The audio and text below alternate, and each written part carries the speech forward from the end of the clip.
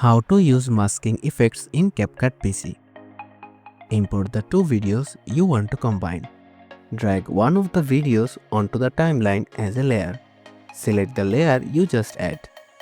Make it a duplicate layer of it.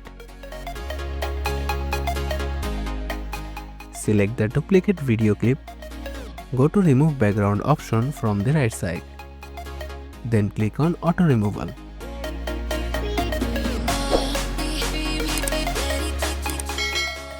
Now select the main video clip.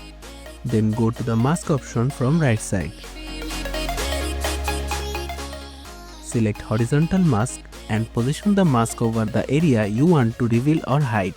Rotate the split mask 90 degrees to create a vertical split effect. Now place the playhead where you want to animate the mask.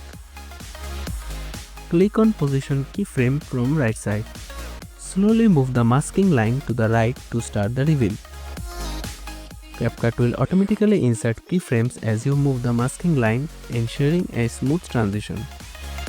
Continue moving to the end of the video like this. Now insert the second video under these two layers.